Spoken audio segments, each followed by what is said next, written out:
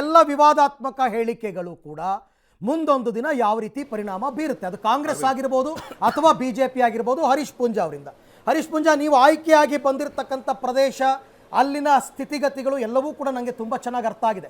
ಈ ಥರ ಹೇಳಿಕೆಗಳನ್ನ ಕೊಡದೆ ರಾಜಕಾರಣ ಮಾಡೋಕ್ಕಾಗಲ್ಲ ಆ ಭಾಗದಲ್ಲಿ. ಹಾಗಂತ ಚುನಾವಣೆಯ ನಂತರ ಏನು ಜನಜೀವನ ಅಂತಕ್ಕಂಥದ್ದನ್ನ ಪ್ರತಿಯೊಬ್ಬರು ಯೋಚನೆ ಮಾಡಬೇಕಲ್ವಾ ಸರ್? ನೋಡಿ, ನಾವು ರಾಜಕಾರಣದಲ್ಲಿ ಈ ರೀತಿಯ ಹೇಳಿಕೆಗಳಿಂದಲೇ ರಾಜಕಾರಣದ ವ್ಯವಸ್ಥೆಗಳು ನಿರ್ಮಾಣ ಆಗ್ತದೆ ಅನ್ನುವಂಥ ಮಾತು ತಪ್ಪು. ಯಾವಾಗ ಸಮಾಜದಲ್ಲಿ ಈ ರಾಜಕಾರಣದ ವ್ಯವಸ್ಥೆಯಲ್ಲಿ ಸಮಾಜದ ವಿರುದ್ಧವಾಗಿರ್ತಕ್ಕಂಥ ಹೇಳಿಕೆಗಳು, ನಮ್ಮ ಐಕ್ಯತೆ ಮತ್ತು ಸಮಗ್ರತೆಗೆ ಕುಂದು ಉಂಟಾಗ್ತಕ್ಕಂಥ ಹೇಳಿಕೆಗಳು ಬಂದಾಗ ಅದನ್ನು ವಿರೋಧಿಸಲೇಬೇಕಾಗ್ತದೆ. ಯಾಕಂತ ಹೇಳಿದರೆ ಆ ಚರ್ಚೆಗಳು ನಡೆದಾಗ ಮಾತ್ರ ಸಮಾಜದಲ್ಲಿ ಸಮಗ್ರವಾಗಿ ನಾವು ಈ ದೇಶವನ್ನು ಸಂಘಟನೆ ಮಾಡಲಿಕ್ಕೆ ಸಾಧ್ಯ ಆಗ್ತಕ್ಕಂಥದ್ದು.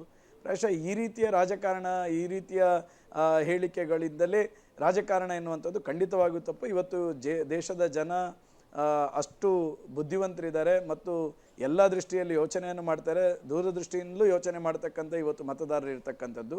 ಇವತ್ತು ನಾನು ಹೇಳಿರ್ತಕ್ಕಂಥದ್ದು ಏನು ಅಂತ ಹೇಳಿದರೆ, ನಾವು ಯಾವಾಗಲೂ ದೇಶ ಮೊದಲು ಎನ್ನುವಂಥ ಮಾನಸಿಕತೆಯಲ್ಲಿ ಎಲ್ಲ ಪಾರ್ಟಿಯವರು ಇರಬೇಕು. ಅದು BJP ಇರ್ಬೋದು, ಕಾಂಗ್ರೆಸ್ ಇರ್ಬೋದು, JDS ಇರ್ಬೋದು. ನಾವೆಲ್ಲರೂ ದೇಶ ಮೊದಲು ಎನ್ನುವಂಥ ಭಾವನೆಯಲ್ಲಿ ನಾವು ಈ ದೇಶದಲ್ಲಿ ಬದುಕಬೇಕು, ಈ ದೇಶದಲ್ಲಿ ರಾಜಕಾರಣ ಮಾಡಬೇಕು. ದೇಶಕ್ಕೆ ಚ್ಯುತಿ ಉಂಟಾಗ್ತಕ್ಕಂಥ ಯಾವುದೇ ರೀತಿಯ ಹೇಳಿಕೆಗಳನ್ನು ಯಾವುದೇ ಪಾರ್ಟಿಯ ಯಾವುದೇ ಧರ್ಮದ ವ್ಯಕ್ತಿಯು ಕೂತ್ಕೊಂಡ್ರೆ ಅದನ್ನು ಖಂಡಿತವಾಗಿಯೂ ನಾವೆಲ್ಲರೂ ಒಟ್ಟಾಗಿ ವಿರೋಧ ಮಾಡಬೇಕು ಎನ್ನುವಂಥದ್ದು ನನ್ನ ಈಗ ಮಾತಾಡಿದ ಹೇಳಿಕೆಗಳು ಸರಿ ಇದೆ. ಆಗ ನೀವು ಹೇಳಿದ್ದು ತಪ್ಪು ಅಂತೇಳಿ ನೀವು ಕೂಡ ಕ್ಷಮೆ ಕೇಳಿ, ಮುಂದಕ್ಕೆ ಯಾರೇ ಮಾತಾಡಿದ್ರು ಕೂಡ ತಪ್ಪು ಅಂತಕ್ಕಂಥ ವಿಚಾರ ಅರಿವಾದ್ರೆ ಸಾಕು.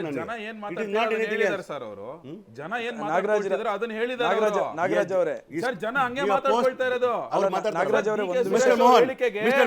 ಹರೀಶ್ ಪೂಂಜಾ ಅವರಿಗೆ ಬಾಯಿ ಇದೆ, ಅವ್ರ ಬುದ್ಧಿವಂತಿಕೆ ಇದೆ, ನನ್ನ ಸ್ನೇಹಿತ ಇದ್ದಾರೆ, ಅವ್ರು ಮಾತಾಡ್ತಾರೆ.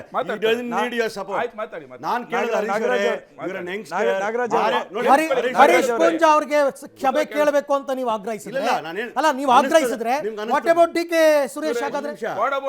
What about DK Suresh? ಎಲ್ಲರೂ ಕೇಳಬೇಕಾಗುತ್ತೆ ಕ್ಷಮೆ. ಹೇಳ್ತಾ ಇದ್ದೀನಿ ಹೇಳಿಕೆಗಳನ್ನ ಕೊಟ್ಟವರು. ನಾನು ಒಂದು ನಿಮಿಷ, ನಾನು ಏನ್ ಹೇಳ್ತಾ ಇದ್ದೀನಿ, ಹರೀಶ್ ಪೂಂಜಾ ಈ ಸೆಗ್ಮೆಂಟ್ ಅಲ್ಲಿ ಮಾತಾಡಿದ್ರಲ್ಲ, that is a way I expect Riyaz, ನಾನು ಕೊನೆಯದಾಗಿ ಸಾರಾ ಸಗಟಾಗಿ ನಮ್ಮ ಪ್ಯಾನಲಿಸ್ಟ್ಗಳು ಎಲ್ಲರೂ ನಿಮ್ಮ ಮಾತನ್ನ ವಿರೋಧಿಸಿದ್ರು. ನನಗೆ ಧರ್ಮ ಮುಖ್ಯ ಅಂತ ನೀವು ಹೇಳಿದಾಗ ನಿಮ್ಮ ಸಮುದಾಯದವರು ಈ ಕಾರ್ಯಕ್ರಮ ನೋಡ್ತಾ ಇರ್ತಾರೆ, ಅವರು ನಿಮ್ಮ ಮಾತನ್ನ ಕೇಳ್ತಾರೆ. ಸಾರಾ ಸಗಟಾಗಿ ಅವ್ರು ಒಪ್ಕೋಬಹುದು ನಿಮ್ಮ ಮಾತನ್ನ, ಅವರನ್ನ ಓಲೈಸಬೇಕು ಅನ್ನೋ ಕಾರಣಕ್ಕೋಸ್ಕರ ಧರ್ಮವೇ ಮುಖ್ಯ, ಸಂವಿಧಾನದ ಆಡಳಿತ ನಡೆಸಬೇಕು. ಅರ್ಥ ಮಾಡ್ಕೋಬೇಕು. ನನ್ನ ಮಾತಿಗೆ ಉತ್ತರ ಕೊಡಿ, ಸರಿನಾ ನಿಮ್ಮ ಹೇಳಿಕೆ? ಯಾಕಂದ್ರೆ ಆ ಹೇಳಿಕೆ ಹೇಳ್ತೀನಿ, ಪ್ರವಾದಿಯವರು ಯುದ್ಧ ಮಾಡಿ ಮತ್ತೆ ನೀವು ಅಲ್ಲಿಗೆ ಹೋಗ್ತೀರಾ ಸರ್? ಮತ್ತೆ ನೀವು ಅಲ್ಲೇ ಹೋಗ್ತೀರಾ ಸರ್? ಅವ್ರ ಮೇಲೆ ಶೋಷಣೆ ಆಗ್ಬಾರ್ದು, ಕೇಳಿ ಇಲ್ಲಿ ಶೋಷಣೆ ಆಗ್ಬಾರ್ದು ಅಂತ ಕಲ್ಸ್ಕೊಂಡ ಅಂತ ಧರ್ಮ ನಂದು, ಹಾಗಾಗಿ ಧರ್ಮ ಇಷ್ಟ ಅಂತ ಹೇಳಿರೋದು. ಇದೇ ಆಚಾರ್ಯಗಳು ಹೇಳಿದ್ದಾರೆ, ಧರ್ಮ ಮೊದಲು ಆ ನಂತರ ಸಂವಿಧಾನ.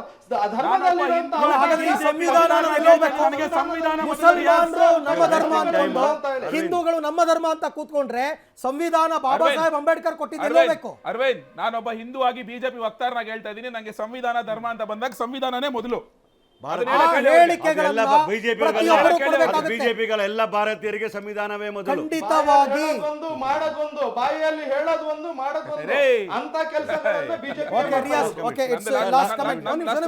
ಲಾಸ್ಟ್ ಕಮೆಂಟ್ಸ್ ಅಲ್ಲಿ ಇಷ್ಟೇ, ಈಶ್ವರಪ್ಪ ಅವರು ಹಿರಿಯರಿದ್ದಾರೆ, ಈ ರೀತಿ ಪ್ರಚೋದನಕಾರಿ ಹೇಳಿಕೆಗಳನ್ನ ಕೊಡಬಾರ್ದು. ಅವರು 144 ಸೆಕ್ಷನ್ ಇದ್ರೆ ಅದನ್ನ ವೈಲೇಟ್ ಮಾಡ್ತಕ್ಕಂಥದ್ದು ಎಲ್ಲ. ಇಲ್ಲ 144 ಹೇಳಿಲ್ಲ, ಇನ್ನೊಂದು ಮಾತು ಹೇಳಿದ್ರು ಅವರು. ಒಂದ್ ನಿಮಿಷ, ಎಲ್ಲರೂ ಹೇಳ್ತೀನಿ ಕೇಳ್ರಿ. DK ಸುರೇಶ್ ಕ್ಲಾರಿಫಿಕೇಶನ್ ಕೊಟ್ಟಿದ್ದಾರೆ, ಆ ಮಾತನ್ನು ಅವ್ರು ಆಡ್ಲಿಲ್ಲ ಅಂತ, ಆಡುವುದು ಇಲ್ಲ ಅಂತ ನಾನು ನಿಮ್ಗೆ ಹೇಳ್ತಾ ಇದ್ದೀನಿ. ಆದ್ರೆ ನಾವು ತೋರಿಸಿದ್ದೆಲ್ಲ ಸುಳ್ಳ. ಯಾವುದು? ಅವತ್ತು ಅವ್ರು ಮಾತಾಡಿದ್ರು ಟಿವಿನಲ್ಲಿ. ಇವಾಗ ಇನ್ನೊಂದ್ಸಲ ಕ್ಲಿಪ್ಪಿಂಗ್ ಹಾಕಿಬೇಕಾದ್ರೆ ಲೆಟ್ ಅಸ್ ಡಿಬೇಟ್. ಏನ್ ಹೇಳ್ತಾರೆ, ನಮ್ಮನ್ನ ಮಲತಾಯಿ ಧೋರಣೆ ಮಾಡೋದ್ರಿಂದ ಆ ರೀತಿ ಚಿಂತನೆ ಕಡೆ ದುಡ್ಬೇಡಿ ಅಂತ ಹೇಳ್ತಾರೆ. ಆದ್ರೆ ಹೊಡಿರಿ ಅಂತ ಹೇಳಕ್ ಸಾಧ್ಯ ಇಲ್ಲ. ಕನ್ನಡದ 100% ಇದೆ. ಆದ್ರೆ ಪೂಂಜಾ ಅವ್ರು ಹೇಳ್ತಾರೆ, ಅರವಿಂದ್ ಅವರೇ, ಸ್ಪಷ್ಟವಾಗಿ ಹೇಳ್ತಾರೆ. ಇಲ್ಲಿ ಬಂದಿರ್ತಕ್ಕಂಥ